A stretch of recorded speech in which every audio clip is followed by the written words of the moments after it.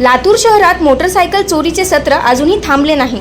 गेल्या काही दिवसांपासून शहरातील आणि ग्रामीण पोलीस ठाण्याच्या हद्दीतील मोटरसायकली चोरट्याने चोरून नेल्याच्या घटना समोर आल्या होत्या व मोटरसायकल चोरीचे गुन्हे देखील विविध पोलीस ठाण्यामध्ये दाखल झाले होते।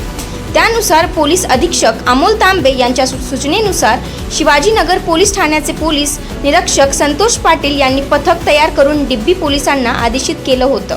त्यानुसार कारवाई करत एका आरोपीसह एकूण 6 मोटरसायकल पोलिसांनी हस्तगत केल्या असून पुढील कारवाई शिवाजीनगर पोलीस करत आहेत। पोलीस स्टेशन शिवाजीनगर लातूर येथील गुन्हा रजिस्टर 297/26 मध्ये एक संशयित आरोपी ताब्यात घेऊन त्याच्याकडून 6 मोटरसायकल जप्त करण्यात आलेले आहेत। या 6 मोटरसायकल अनुषंगाने शहरातील गांधी चौक, शिवाजीनगर तसेच लातूर ग्रामीण या पोलीस स्टेशनला गुन्हे दाखल आहेत। अधिकचा तपास चालू आहे।